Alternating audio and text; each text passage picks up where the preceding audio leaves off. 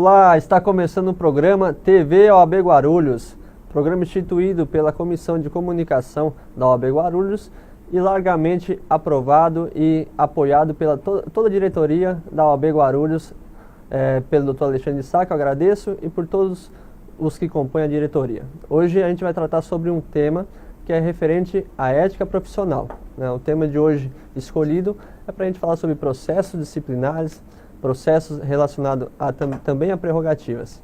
Está convidado aqui com a gente o Dr. Nivaldo Cabreira, ele que é presidente da Comissão de Ética Profissional e Disciplina. Está aqui com a gente também o diretor dessa diretoria de Ética Profissional e Prerrogativas, Dr. Flávio Chopin. Também com a gente, membro da comissão, advogado ativo da comissão, Dr. Djalma de Sá. Doutores, é uma honra receber aqui no programa para a gente poder falar sobre esse tema, que é muito importante para a advocacia. A gente sabe que o advogado ele precisa cumprir fielmente a ética profissional e é isso que faz a advocacia ser cada vez mais valorizada e o trabalho melhor desempenhado. Doutor Nivaldo, eu gostaria de começar com você, fazer uma pergunta referente à ética. Muitas pessoas que acompanham esse programa também não são do mundo jurídico, então eu gostaria que iniciasse esse programa com o senhor explicando um pouco sobre ética profissional. O que significa se ter ética profissional? Inicio a minha fala saudando os telespectadores, Dr. Chopin, diretor adjunto, Dr. Djalma, membro efetivo da Comissão de Ética, e a você, Felipe, pelo trabalho excelente que vem desenvolvendo, que chama a atenção de todos. Para falar de ética, nós temos que falar intimamente também de moral, porque a ética e a moral, elas andam juntas. Então, eu me socorro sempre, para dar um significado comezinho para o que é ética, o que é moral, eu me socorro do filósofo Mário Sérgio Cortella, em que ele diz, brilhantemente como sempre, que existe um trinômio a ser enfrentado, que é devo, posso e quero. Se o que eu devo, o que eu posso e o que eu quero foram perguntas que a resposta é sim, então eu posso enfrentar esse problema, eu posso pegar para mim aquele problema sem ter nenhuma dor de consciência. Quando um dos trinômios, a resposta for não, então automaticamente aquilo não é ético. Isso é uma coisa muito prática para a gente ter no dia a dia. E, reportando a Bíblia, isso é a famosa peneira de Irã.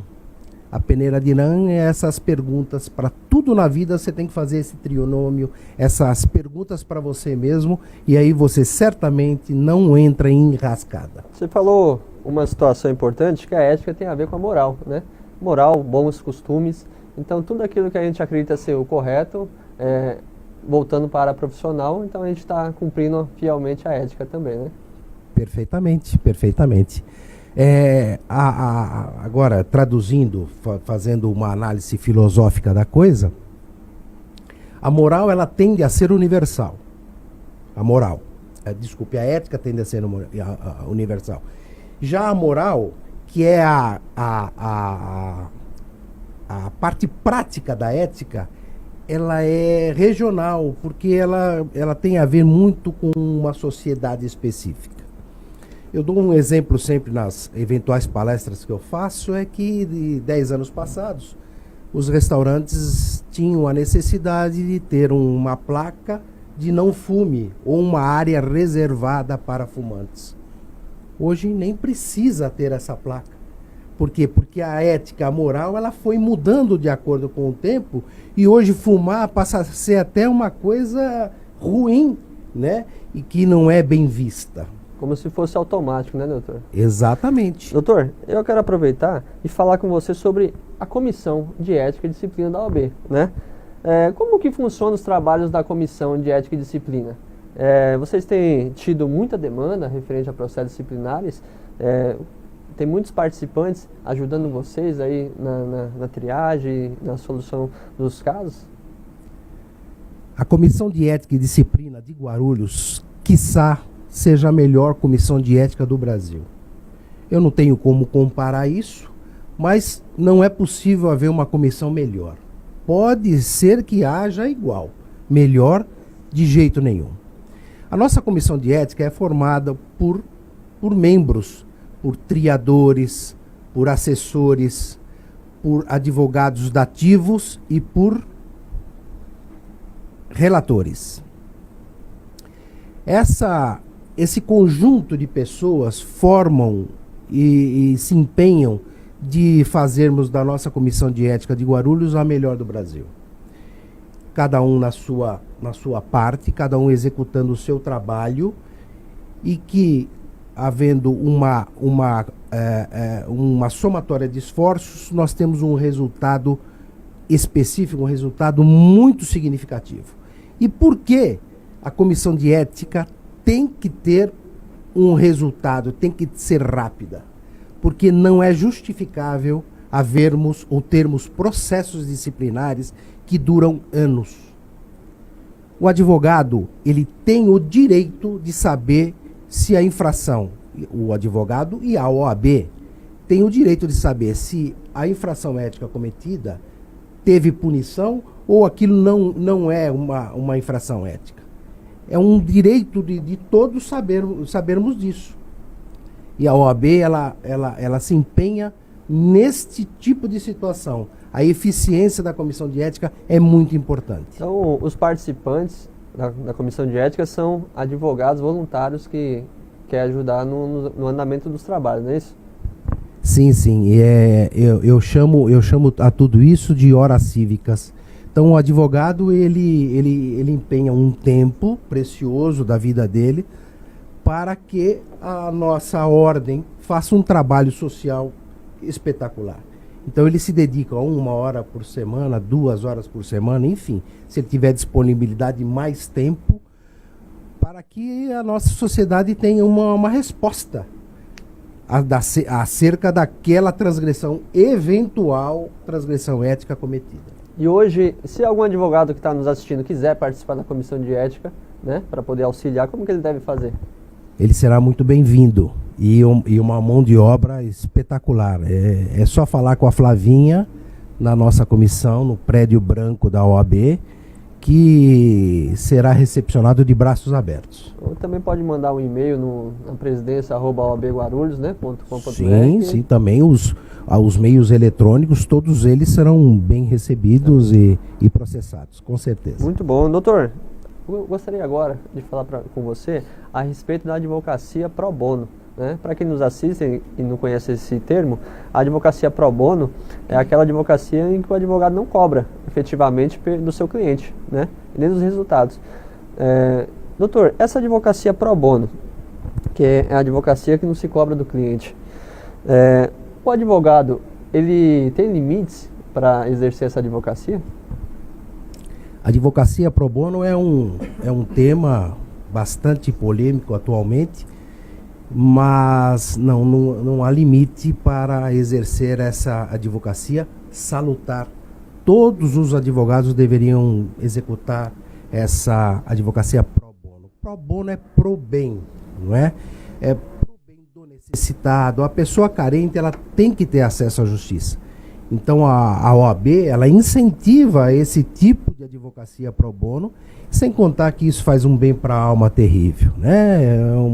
É um bem para a sociedade, para o advogado, porém há limites. Nós temos um código de ética que determina que essa advocacia pro bono seja eventual. Porque se não for eventual, se for uma coisa intensa, demonstra aí uma captação de clientela. E havendo uma concorrência desleal pelo preço, né? Porque a advocacia pro bono, ela pressupõe fazer esse trabalho social e não cobrar absolutamente nada, nem mesmo os honorários sucumbenciais. Os honorários sucumbenciais, se existirem, tem que fazer uma guia e enfim, fazer um depósito para alguma instituição de caridade. Aí sim, é a advocacia pro bono. Se um desses requisitos não forem cumpridos, não é advocacia pro bono, é captação de clientela, o que é punido pela OAB. E fere o Código de Ética. Fere frontalmente o Código de Ética. Eu tenho aqui o artigo 30 do novo Código de Ética, que ele fala sobre a prestação de serviços gratuitos. E aí que diz que o conceito é o seguinte, que ele deve ser eventual e voluntário, em favor de instituições sociais, sem fins lucrativos e aos seus assistidos, desde que não disponham de recursos para a contratação de profissional. Então, doutor, podemos dizer que o advogado ele não pode exercer de forma exagerada essa advocacia pro bono, somente advogando de forma gratuita? Perfeitamente. O texto legal, ele não impõe limites, então as palavras elas têm uma relativização.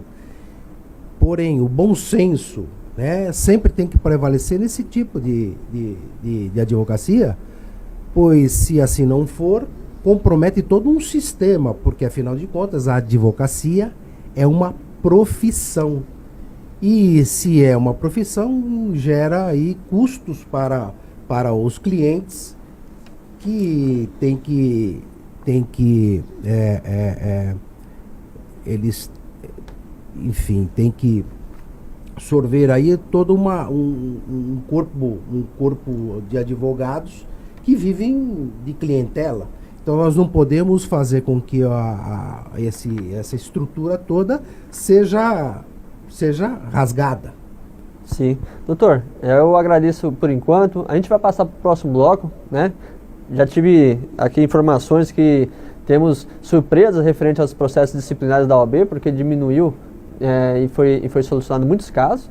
E a gente vai passar aqui, daqui a pouco a gente vai falar com vocês. Continue acompanhando aí, fiquem acompanhando a gente até o próximo bloco.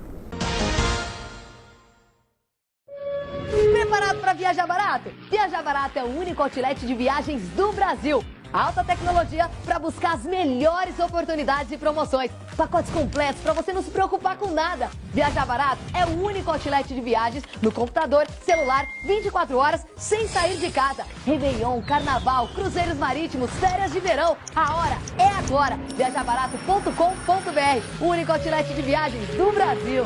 Viajar Barato.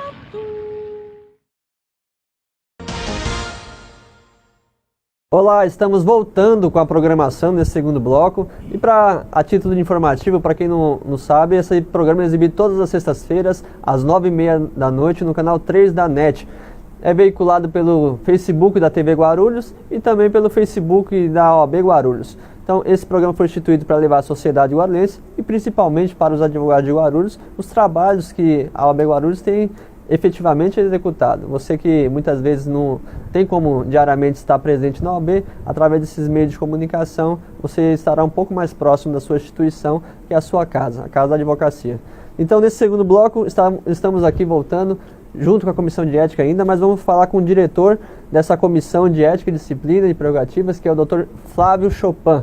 Doutor, é um prazer recebê-lo aqui novamente, e eu gostaria de perguntar para você, quantos processos disciplinares éticos existiam no início dessa gestão, doutor Alexandre de Sá, e quantos processos existem hoje em dia? Bom dia, Felipe. Bom dia, telespectadores. No início da nossa gestão, existiam cerca de 1.000 processos, na verdade 974 processos. Hoje, com o trabalho realizado, nós temos um pouco menos de 200 processos, ou seja, uma redução de 80% dos processos que tramitavam. Esses processos disciplinares, não é isso? Processos disciplinares. Mas por que esses processos estavam parados, esses processos? Era isso? Na verdade, existiam gargalos. O grande problema era justamente a questão de fazer a gestão dos procedimentos. Para você ter uma ideia, no início, quando nós começamos a nossa gestão, tinham cerca de 16 membros a Comissão de Ética. Hoje ela conta com cerca de 160 membros. Como nós conseguimos trazer tantos advogados a prestarem esse serviço de forma gratuita, essas horas, como o nosso querido presidente Nivaldo falou, né? Essas horas cívicas.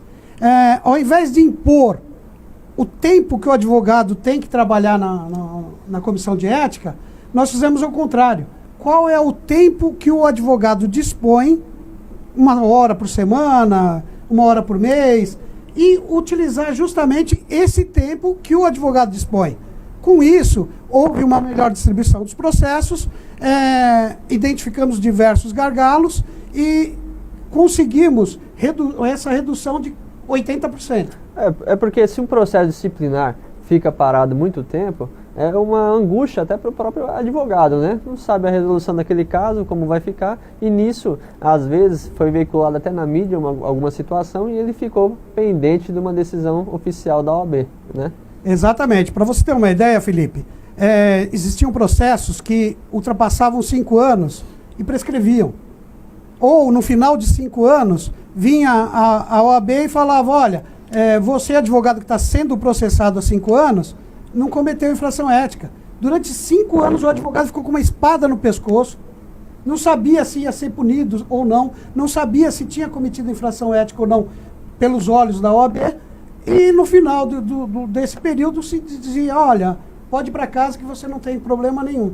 Hoje, para você ter uma ideia, o tempo de tramitação gira em torno de 5 a 6 meses. E com existe o viés de reduzir ainda mais esse período. Guardado o devido processo legal, a ampla defesa, o contraditório, sendo observados todos os requisitos legais para chegar à conclusão. Então, da efetiva notificação, da efetiva notícia que a OAB recebe da possível infração, até remeter os autos já com instrução feita e tudo, para o TED julgar, hoje em torno de 5 a 6 meses. 5 a 6 meses? 5 a 6 meses. Diminuiu cerca de 5 anos para 5 a 6 meses? Exatamente. Sendo que às vezes prescrevia então o processo e nem tinha resolução, né? Exatamente. Era simplesmente ignorado, né? Exatamente. Doutor, parabéns pela sua gestão aí nessa diretoria, porque a gente vê que o advogado, muitas vezes, isso é muito importante para ele, né? O nome é muito importante para o advogado. Doutor, ainda nisso, em relação a essas infrações, o que você tem visto? Quais são, assim, em linhas gerais, as infrações éticas mais praticadas que mais chega na OAB para ser analisada? Um dado que eu gosto muito de divulgar é o seguinte, Felipe, e telespectadores. Dos quase 1000 processos, somente 28 tratavam de dinheiro, de locupletamento. Os demais eram outros casos que não envolviam dinheiro propriamente dito. Então, ao analisar esse número, você verifica que, ao contrário do que as pessoas imaginam, a advocacia guarulhense ela é proba, ela é honesta. Em termos percentuais, 974 para 28, nós temos aí um percentual abaixo de 3%. Então, não há que se falar que a advocacia comete desvios. São casos pontuais. É oportuno ressaltar também, Felipe, que desses 28 casos que existiam, todos já foram remetidos para o TED para julgamento. Então, hoje, nós não temos nenhum processo relacionado a dinheiro. Então, é surpreendente esses números, né? Porque você vê que apenas 28 casos estavam lá referente à retenção de dinheiro de cliente, né? Isso é importante passar para quem nos assiste, porque mostra que aqui em Guarulhos a gente tem uma advocacia séria, uma advocacia que realmente trabalha pelo interesse do seu cliente. Muitas vezes fala em processo disciplinar, mas acredita que o advogado fez infrações contra o cliente. Mas às vezes é infração de publicidade, às vezes ele aumentou um pouco mais, exagerou um pouco na sua publicidade, e aí a OAB Guarulhos precisa entender o que aconteceu. Então é bom explicar, porque tem muitas pessoas que nos assistem que, quando falam em infração ética, acreditam que é só maldade do advogado para o cliente. E esses números de 28 você vê, em uma advocacia em Guarulhos com mais de 5 mil advogados, né? Então é surpreendente esses números. Doutor, no tocante a esses processos abertos em relação a prerrogativas também, a gente tem tido análise desses processos, a gente tem tido desagravo público da maneira que deve ser, realmente público? Sim, vou apresentar os números do início da gestão. Tinham cerca de 106 processos na comissão de prerrogativas, sendo que hoje nós temos 86 Tá? Então houve uma redução de cerca de 20% nos processos. O número de ocorrências que o advogado socorre da Comissão de Prerrogativas pelo telefone reduziu em mais de 90%. Por que essa redução? A gestão Alexandre de Sá, ela implantou uma rede de apoio ao jovem advogado, aonde nós preparamos o advogado, principalmente o jovem advogado, a defender as suas prerrogativas. Porque o primeiro defensor das prerrogativas é o próprio advogado. Com isso, somado também à união que o nosso presidente Alexandre capitaneou da classe, fez, inclusive fazendo com que fosse afastada uma juíza da 8ª Vara, que de forma sistemática ela violava as prerrogativas, fez com que as autoridades hoje pensem 2 vezes antes de violar as prerrogativas profissionais. Em média, esses processos de prerrogativas têm durado quanto tempo? Isso é bem oportuno, essa sua pergunta, pelo seguinte, o último desagravo que teve, o processo tinha corrido durante 8 anos. Hoje, a média é de 1 ano e com viés para reduzir para 6 meses. Por quê? Se você não faz um processo de desagravo rápido, a autoridade violadora das prerrogativas, quando vier a sessão de desagravo, ela nem lembra. Então, na verdade, o que seria uma coisa para coibir, para proibir a violação às prerrogativas, se torna, na verdade, um incentivo. Olha, vamos continuar violando as prerrogativas porque o processo vai levar de 8 a 10 anos. Então, hoje isso mudou. Hoje está ainda em torno de 1 ano, mas com viés para cair para 6 meses. Pessoal, você vê que a comissão e a diretoria inteira está empenhada em auxiliar referente a isso, porque a gente sabe a importância que é tratar sobre prerrogativas do advogado e também sobre condutas que estão sendo consideradas, apresentadas como antiéticas. Eu gostaria de agradecer, doutor. Eu quero falar um pouquinho também com o doutor Djalma Sá. É isso, doutor? Isso. Djalma, ele é membro, advogado ativo da Comissão de Ética e Disciplina da OAB Guarulhos, não é isso? Sim, e triador também. E triador. A gente falou em triagem, então vamos perguntar sobre a triagem. Doutor, o que você tem visto nessa triagem? As reclamações que chegam na OAB na hora da triagem são pertinentes? Realmente relacionadas à infração ética mesmo do advogado? Muito boa noite a todos que nos assistem. Boa noite ao Felipe Hilton, que me fez esse convite. Boa noite, doutor Cabreira, que me honra muito em ser seu discípulo lá na Comissão de Ética. Muito obrigado, doutor Chopin, com quem muito aprendo e que muito me ensina. E faço parte da Comissão de Ética, que muito me honra também. Você me perguntou sobre a triagem. A triagem, em linhas gerais, ela é a porta de entrada do jurisdicionado à OAB.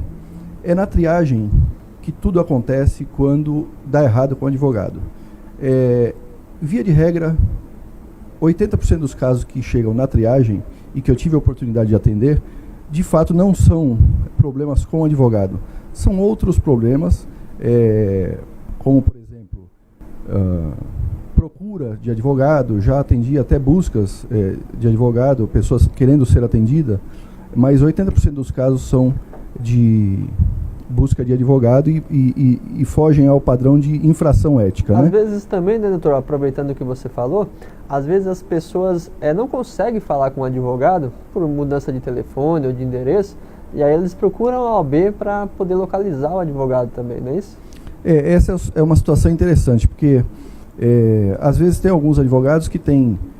O advogado ele não fica só no escritório, ele tem que sair para fazer audiência, ele tem que sair para fazer outras coisas além de ficar no escritório fazendo entrevista. E o cliente procura o escritório e não encontra o advogado, às vezes encontra atendente, auxiliar ou estagiário e não consegue falar com o advogado. Imediatamente ele se dirige à OAB questionando que o advogado sumiu. Então isso já aconteceu algumas vezes, mas para isso nós temos lá o apoio da Flávia, que dá um suporte muito grande para a gente e orienta para que a pessoa volte, ou mesmo nós entremos em contato com a pessoa, com o advogado, para que ele dê um retorno ao seu cliente. Você também nessa comissão, você é nomeado como advogado ativo, não é isso? A advocacia da ativa, como que é advogar de forma na advocacia da ativa? Pelo fato que muitas vezes você desconhece o caso, né? Você é pego de surpresa naquela situação. A advocacia da ativa é assim, você cai de paraquedas num processo que já está acontecendo, no qual o advogado não foi encontrado ou por algum motivo não foi localizado. Então, quando ocorre, e é uma questão de muita responsabilidade, porque você vai defender uma situação em que você só soube no momento em que chegou às suas mãos. Então, o advogado da ativo recebe aquele documento, analisa o caso e tem que dar um parecer para a comissão para que possa ser tomadas as providências, né? É uma função de muita responsabilidade, não menos do que a triagem, né? Mas você pode determinar nesse momento se o advogado é culpado ou não julgar, mas determinar se é motivo de infração ética ou não. É muito complicado. Realmente a advocacia da ativa, eu falo que é exercer o ápice da advocacia mesmo, né? Doutor, aqui o nosso programa é muito rápido, muito conteúdo vocês têm para passar, né? São muitos dados importantes, expressivos que a comissão, a diretoria em si tem alcançado. Até a gente já deixa o convite aberto para uma nova oportunidade, a gente poder estar novamente falando. Você tem mais um... Eu queria só encerrar com a mesma citação que o Dr. Nivaldo fez do professor e filósofo Cortella, e que fecha com algum brilhantismo essa nossa conversa, que o Dr. Cortella outro dia falou: se você não puder fazer como fez, então não faça. Então, essa é uma lição muito importante e que eu acho que encerra com chave de ouro esse nosso encontro. Com certeza, essa citação é muito válida nesse momento para esse assunto específico. Eu quero agradecer a participação de vocês no programa, é bem rápido, né? A gente acaba não conseguindo falar mais, mas a gente vai deixar o convite aberto para novas oportunidades, a gente está falando um pouco mais. Doutor Cabreira, você quer deixar as últimas considerações?